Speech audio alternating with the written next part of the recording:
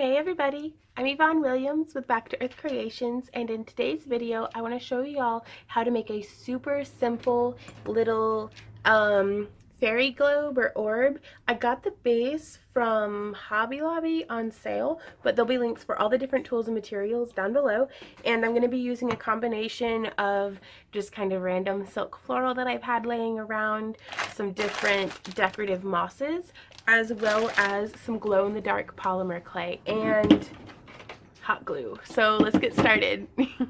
So here I'm working on just a little marble trivet. You could use a ceramic tile or anything that is going to be okay to bake in your oven or toaster oven. This is Sculpey glow-in-the-dark clay. You can see it's quite grungy from like dirty work surfaces and different clay colors on my hands. Like I still have some black on my hands. But that's perfectly okay for this. I feel like it'll give it some character. So we're going to fold and roll our clay to get it nice and conditioned. This redistributes all the little polymers and everything inside the clay, but also gets it nice and warm and supple, which makes it much more receptive to being sculpted. Just fold and roll. And I'm going to be trying to do this without any additional tools. That way you don't have to worry about, if you have like the right sculpting tools or anything. I'm going to do this just with my hands. So I've broken that segment up, which was, if you look at a block of polymer clay, trying to not sneeze, they come in little segments. I'm using just one segment worth of clay, so like a ½ ounce, because they're 2-ounce bricks. And I've divided up into fifths. You could use whatever size that you like, and these are not equal fifths, but I'm looking for some nice natural variation, because we're going to sculpt some super cute little fairy mushrooms. And so I've made the little stem, and now I'm actually going to smush down the top like that, and I'm just going to come around, and I'm just pinching and making like a little toadstool. Now we're going to come off the edge of our work surface here and roll it. So you can see how that gave us a much cleaner edge there. And now I'm just going to repeat this motion with my thumb. And there we've got a nice little toadstool. And we could come through with our fingernail or a toothpick or the tip of a needle or a pin or something, and we're just going to do some little lines. You can make this however realistic or fantastic as you would like, and then I'm actually going to put a little bit of a twist to it just because I like that. And then I'm going to smush it down onto our work surface because I want a nice wide flat base for our little toadstool here. That way I want it to be able to bake nicely and flat on the bottom. That way whenever we're designing our little fairy orb, it will glue nice and secure to the bottom. So now I'm going to do that same thing. This one to have a nice big head on it. So I've just kind of smushed down the lid. And I'm going to roll this. Please pardon the phone noises in the background. And so again, we've got like this big weird nub up at the top, which actually looks like it has a little smushed face in it. But I'm going to come through and just flatten that out. And I'm kind of pinching and then rolling. And what that's doing is it's actually stretching the cap portion of our mushroom. And now I'm going to take this and roll it again just to give us a nice... And you can actually roll and push towards, like push your hands towards each other if you want the stem to be shorter, or you can roll and move your hand away if you want it to be taller. So I'm going to take that and I'm going to... And you could make the caps of your mushrooms much wider, much more even. You can make them more ripply if you wanted. Just whatever kind of species of mushroom you want to emulate, or however fantastical you would like for it to be. Now I'm going to repeat this with these other 3, and then I'm going to pop it into a cold oven, an oven that has not been preheated, at 275 Fahrenheit for at least 30 minutes. Usually I go and check on it at the 30-minute mark. Since it's a very light colored clay, it will be more prone to showing any effects of burning. But usually I bake for about 45 minutes. So I'm going to go do that, and then I'll meet y'all right back here. So here we have some very nice Hooters. No, those are just owl pot holders. But no, really though, I've just pulled my little trivet out of the toaster oven, and you can see they're quite warm, but they're also very flexible. I'm not going to flex it too much because it could still break at this point, but I'm going to go ahead and remove my clay from the hot marble because this will retain heat for a good while, and I'm going to set this off to the side. So I'm going to let these cool down. You could at this point go through, ouch, that is quite warm. You could go through and paint the tops of them if you wanted. Before baking, you could have used chalk pastels, or even eyeshadow to kind of do a little bit of like shading and contouring. But I just wanted a really like straightforward, basic, oh, you know, I'm saying that, and then I'm like, I really want to do a little bit of painting on this. So what I'm going to do is, here I have just a little bit of metallic chocolate brown paint. I'm going to shake that up just a little. And I'm just going to use what's here in the cap. And here I have a stiff bristled brush. I'm actually going to zoom this in a little bit for you guys so you can get a better look at what I'm doing. And also I'm going to use, oh, if I had one, a little piece of paper. I will not use business receipts as blotting paper. Okay, so I've got a little piece of paper off to the side. So I'm just going to get a little bit of paint onto my brush, just that little bit. And now I'm going to come through on the back of some scrap paper and blot most of it off until it does that motion. See how kind of that looks? Very light stippling. And now we can take this and hold our little clay. And I like to do this while it's warm because then the paint dries even faster. And I'm just going to dry brush a little around the edges. And if you don't like it, you can always just get a damp paper towel with maybe water or some rubbing alcohol on it and remove it. But we have a nice little edge there, and I'm actually going to set it on its end and come through here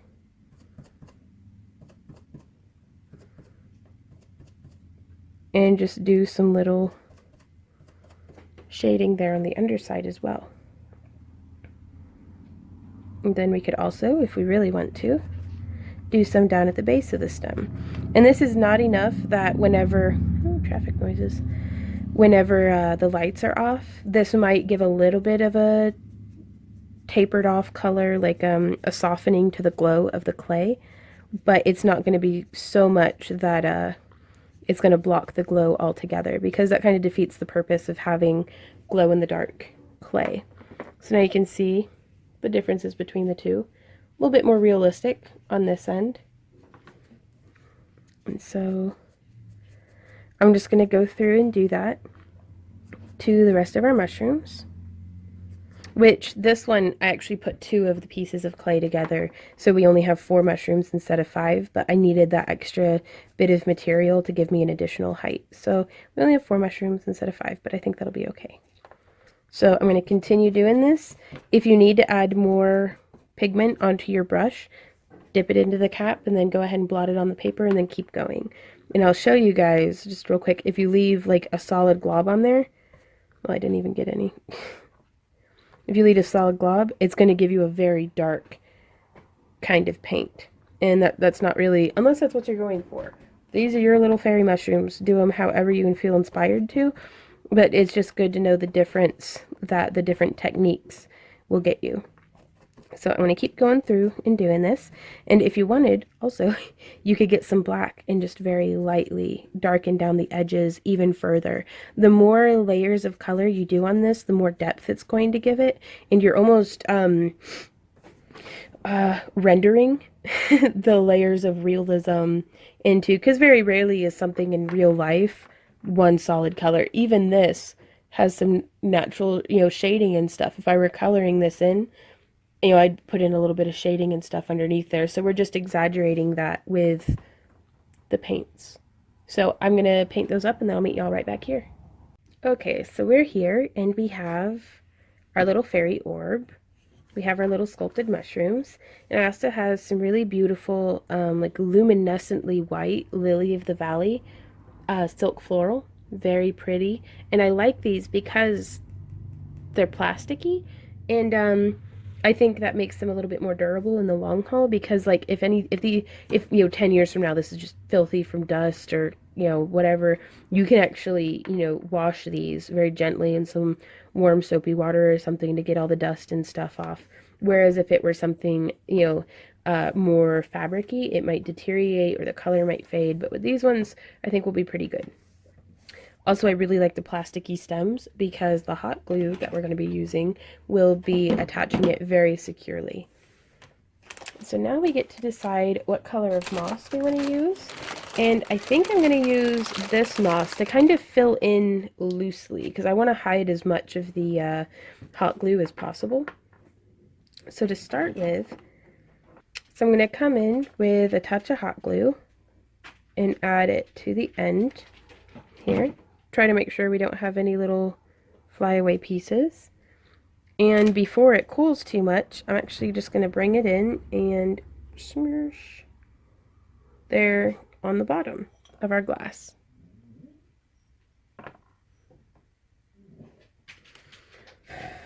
I'm just going to blow in there. And now I'm going to do this piece. The larger the base of your mushrooms you make, the easier a time you're going to have getting it to attach to the glass. Now this one that's bending out, I'm going to put that right there. And use your artistic eye to help you determine where you want your stuff to be. And I decided just now I don't really like that there.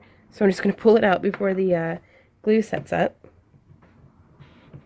And because you can always peel and scrape and pop off the hot glue, but sometimes it's a little easier when it's just a touch warm. Rubbing it off with my finger. Doop, doop, doop. Okay, so I'm going to test out. Maybe, I might do this guy like right there. Like up on the side. This isn't what I planned, but this is what's happening. And so I'm just going to, boop. Please pardon the dog noises. We have neighbors, and I don't think they'll ever get used to that fact that there are humans outside the house. So, and I just decided I don't really like that one there either. What am I going to do, you guys? Okay, so I'm going to pull it out. Oh no, I pulled it out too soon, and it's still a stringy mess. Ouch, it's burning me. So yeah, I use up a lot of hot glue this way. Just trial and error. There we go. Okay, so I'm gonna skip this guy because while he's really cute, I don't know if he's gonna fit in with our little display sculpture here. But the nice thing about polymer clay stuff like this is they don't go bad. So I'll just put him in a little bin and use him in a future project. Yeah, because I really like that height difference that's happening there. Sorry, I don't mean to cough in your ear. Okay, so there we are. Boop. Pulling off the bottom. And if you're getting lots of these little wispaways, just clean them up one at a time as you get them. I mean, it happens. Now I'm just going to take this one and place it right there. Oop. Smoosh.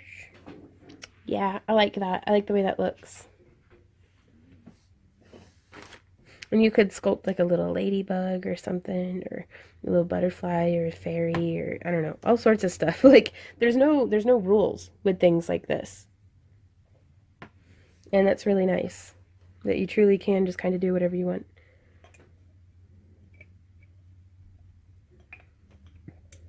And I think y'all, I'm going to do a glob of hot glue up here at the top and let the little flowers grow down. I don't know yet though. Let me try out some different textures and things and see what we like. Yeah, this is what's gonna happen. Again, not what I planned. No, wait, it's like the fairy upside down.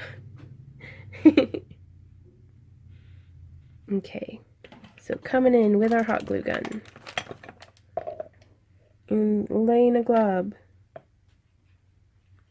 breaking off the little flyaway thing. I'm getting just a little bit of slobber on my finger because I am an elegant crafter, and it's not complete till I've drooled on it. But no, the liquid on my finger will help keep the hot glue from sticking to me or burning as bad. Ouch. I mean, it still burns.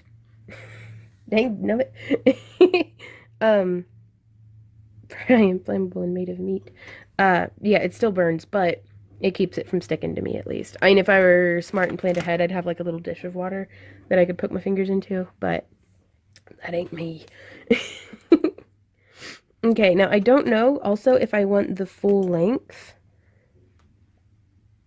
Yeah, I want the full length. Okay. So I'm going to set that one there. And I'm going to set this one here. Because I like a little bit of symmetry, at least to pretend. And I'm going to come in, I don't know if you can see it, I'm just layering 2 squirts of hot glue on top of those stems, letting it dry, and then breaking it off. But it was still stringy. Getting my finger wet, and ouch. And burning myself. Ouch. Ow. It's been, sorry, I really don't mean to complain in y'all's ear, but apparently it's been a minute since I've used hot glue, and my hot glue resistance has deteriorated rapidly, apparently. So I'm also just, ow, last minute, ow. Help. Sticking in a little sprig of more plasticky flowers that I think are super pretty. And I need a little something else right there up in the front. So I'm going to take this really cute glob of, or bunch of moss, and I'm going to just break some of it off. And here I have one of my favorite tools, a porcupine quill. And I'm just going to stick it in the end right there. It gives me, it's kind of like tweezers, but I don't have to open or close them.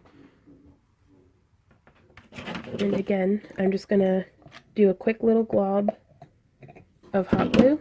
And then I'm going to take this and I'm going to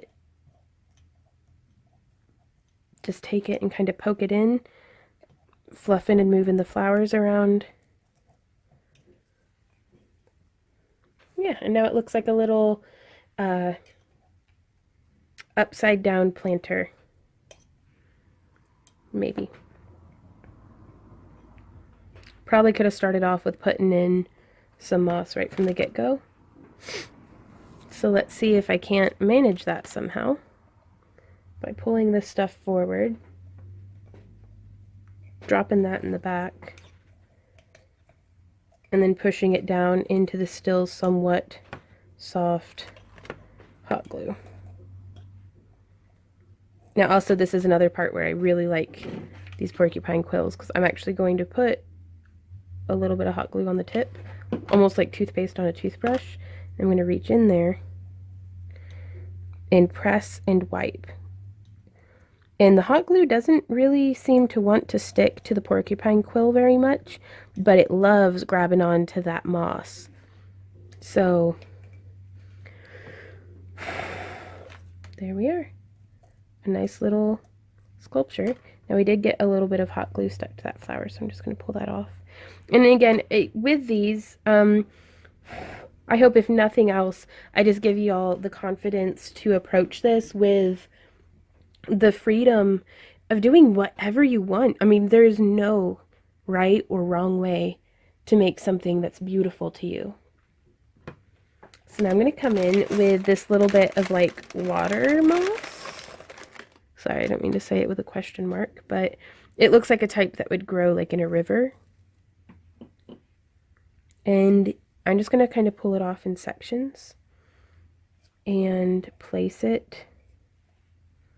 Again, I'm going to do just a quick glob there in the middle. Sound effects help sometimes. And just press in, get everything positioned, and then just pat it down.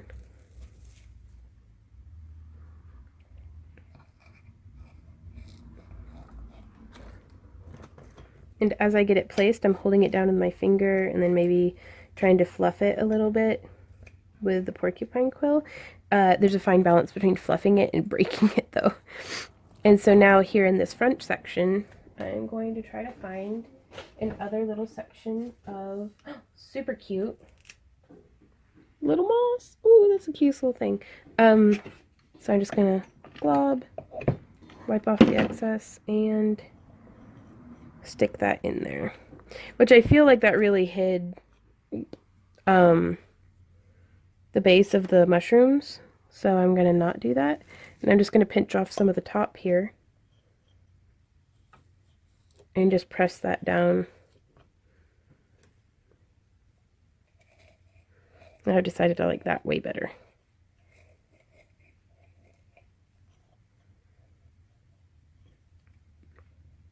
And you could add in all sorts of little, so I've got just a little touch of that. Putting on a bit of hot glue, reaching it in, and just pressing it down. You could add in all sorts of different textures of clay or terrarium grass or, you know, whatever you like. And the more I do this, the more I'm getting ideas for future projects. So I think next time I might make the 3 mushrooms on a polymer clay base and then attach that base in, if that makes sense. Oh, goodness. Also, I'm wondering at the prospect of being able to just use a little spray adhesive to get everything to stick, like all the loose moss and stuff, because there's a little bit of spill out on this. But there we are. A super cute little glow-in-the-dark fairy mushroom house. Let me clean up some of the some more of that on the side. I think I might get some Windex or rubbing alcohol or something, or there it goes, and just kind of rub off any residue from the hot glue. Clean up that lip there, because I try to hide the fact that it's like just plants and hot glue and sculpted mushrooms. Like, I want it to look like it could have just grown, not like, oh hey, there's that glob of hot glue you used. But yeah, there we are, a nice little fairy terrarium. Now I'm gonna see if I can't get some footage of this glowing for you guys. So I'm in a dark closet, but you can kind of see here how the mushrooms are glowing a bit. I don't know, we're catching some weird no focus. But again, the lighting's horrible, the camera's not focusing, but you can see how they're glowing a little. So there we are at the end of that last segment where I was showing you guys what it looked like. It was still glowing, but the camera was like, ugh, it's fading, I can't see nothing, it's going black. So I was like, camera. But it holds its glow for, I mean, at least an hour. Usually I'll have turned the lights off in the house and I'm walking back to the house to like get a drink of water or something, and I'm like, what's that glowing? Oh yeah, it's glow in the dark stuff. But I mean, it's still, even if it didn't glow, I'd be like, this is pretty cute. So there we have our little, I don't know, maybe some little fairies could sit on the seats and have tea off of the taller one, or I don't know. It's art, it's whatever you want it to be. But if you guys like this and you would like a chance to win this little fairy orb, be sure to check me out on Patreon, because I'll be giving this away on today's February 3rd at the time of recording. whatever day this coming Tuesday is, I do a giveaway on my live streams to my patrons every Tuesday now, because y'all have been so generous and supportive. I wanted a way to give back. So if you guys would like a chance to win this, all you need to do is pledge $1 or more. If you pledge $1, you get your name in the hat once. If you pledge $5, you get your name in the hat 5 times. Oh, it's polymer clay. And the more you pledge, the more you get. We also do digital download content. We do behind the scenes, like early access videos and pictures and all sorts of different things. And then if you pledge $20 or more, you get a monthly craft crate mailed to you of things from the tutorials that we do. So that's a lot of fun. I really like this one. I really like the stuff growing out of the ceiling. So please like, share, and subscribe and all that stuff, because y'all make this possible for Randy, the handsome gentleman in the bowler cap back there, and I to do. Yes, honey, we're talking about you. You guys make it possible for us to do what we love for a living and to share it with you guys. So every like, every share, every comment means the world to us, and we do try our best to get back to you. So thank you guys so much for hanging out with me. If you would like to share pictures of the fairy houses or orbs or anything that you make, links to my social media are down below. You can post things to my wall, or you can tag me on Instagram. And yeah, so thanks again, guys. Happy crafting, and I'll see you around. Bye.